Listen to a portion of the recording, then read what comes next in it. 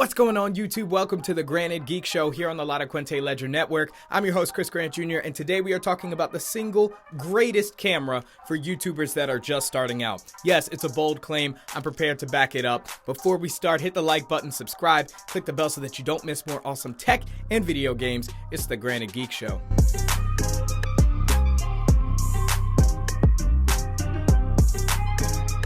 For this video, we're going to be going in depth with the Lumix G85. I'm going to talk about why it's the single best camera for YouTubers that are just starting out, and then I'll explain why I'm getting rid of it. Stay tuned till the end of the video to find out what camera I'm replacing this with. Let's get started. Okay, so first let's start with what a YouTuber is even looking for when they're just starting out. Obviously 4K is huge. Even if you're not sold on 4K, there are a lot of great 1080p cameras that can do really good things. But if you want to be forward thinking, if you're going to be doing some cropping, you want to be future proofed, 4K is the way to go. The G85 records in 4K from 24 to 30 frames a second and even does some really good slow motion with 1080p at up to 60 frames a second. So as far as your resolutions and your FPS, this camera's got you covered for beginning YouTubers. Now, another great thing about this camera is the lens that it comes with. This is a kit lens that typically comes with the camera. You can find several different options. I'll leave some links to some stores where you can buy it. I got mine off of Amazon. This is a 12 to 60 millimeter lens, and it's stabilized. This is a stabilized lens, so it's going to reduce that little bit of wobbly and handshake that you typically get if you're doing handheld vlog work. So this lens can get decently wide. Even this right now is being shot on 12 millimeter, but then it goes all the way up to 60. So you can get some decent zoom in this as well with this zoom lens. Now, speaking of stabilization, the Lumix G85 is internally stabilized. What that means is the sensor in here is actually going to move around as you're recording to give you increased stabilization in your video. So yes, the lens that it comes with is stabilized, and the body of the camera itself is also stabilized. Now, another huge thing for YouTubers, since most of us are running a one-man show, is you gotta have the flip out screen, man. This is a great touchscreen flip out screen that articulates. You can show it from the back, you can show from the front if you want to monitor yourself. Obviously, flip out screen, pretty self-explanatory, but a must-have if you're just starting out with YouTube and you want to be able to look at what you're doing before you've recorded your whole video and you get it onto your laptop. Now, another feature I needed to have when I was starting out with YouTube, which was just as important as the 4K video, is audio. You've got to be able to have good audio. You don't want to have crappy onboard, on-camera audio. So this not only has your shoe mount here, so you can put a shotgun on, but yes, it's got a 3.5 millimeter headphone jack, so you can plug in powered microphones and things like that. Even lavalier mics work with it. A little extra perk is you've even got a port here for a remote, so if you're standing at a distance and you got one of those clicky remote buttons, that'll work on this too. This G85 model is also weather sealed, so it's resistant to dust and water and things like that. Obviously, don't go dropping it in a lake. I'm not sure what the IP rating is. I'll put it down in the description. But overall, a camera that's going to be able to stand up to a little bit of moisture. Now, flipping it on over here to the bottom, of course, you've got your mount screws. You've got your door for your battery, which also has a little hole there for accessories that let you plug the Lumix directly into the wall and just record continuously. Also, we got a little port here where you can plug in a battery case so you can have even more power on the go. So a couple different options to even power this guy. Now, not to get too technical, but it's a micro four thirds sensor, so definitely not anything to write home about, but more than enough if you want to create great videos for YouTube in 4K quality. Now, one thing that's really great about this camera is that there is continuous recording, no overheating, no turning off, depending on the size of your memory card. So basically, until your battery runs out, if you've got the space, it will continue recording in that 4K file format. So just make sure you get the right card if you're planning to record. This gets me about 40 minutes on a 32 gigabyte card. So one more perk for this camera before I get into something that I don't really like. This was a surprise feature. I wasn't really getting it for this, but it was still something that was very handy. So this comes with the Panasonic Image app. This is a Wi-Fi enabled camera, and what you can do from your iPhone or other Android device, I've even got a tablet set up with it, you're able to monitor what the camera's seeing from a distance. It connects to its own Wi-Fi, so you don't have to be at home.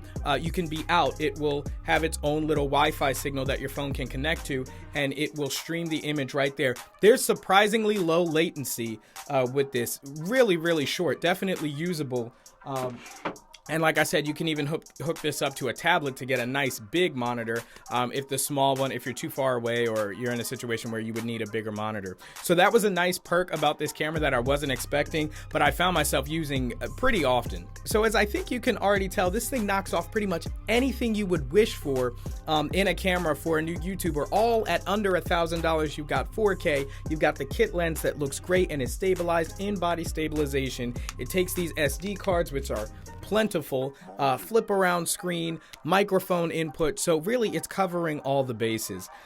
One thing I want to get into that I didn't really like about this camera, it's not the reason that I'm upgrading, but it still is something to note, and that is autofocus. So this camera has autofocus and it also has manual focus, obviously.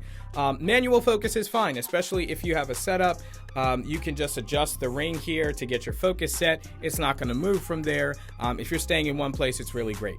If you are on the go and vlogging a lot of the time, the autofocus is not so great.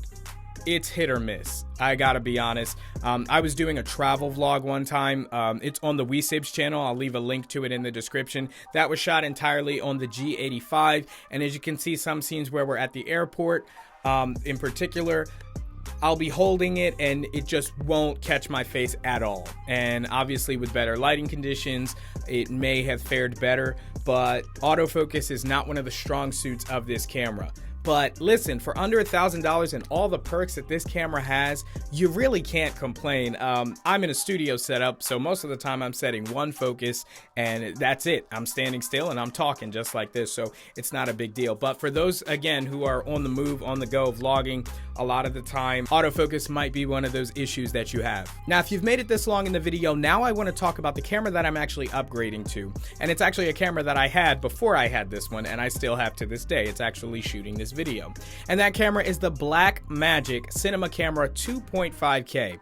Now, this is a camera that I've had, like I said, but because I didn't have the proper lighting and the proper gear, I really wasn't able to pull the best image quality out of that huge sensor. I'll talk a little bit about the specs, but basically I upgraded to an eGPU on my MacBook Pro, and the 2.5K RAW coming out of this camera is to die for. I love the flexibility in post. I can change things like ISO, color temperature, etc.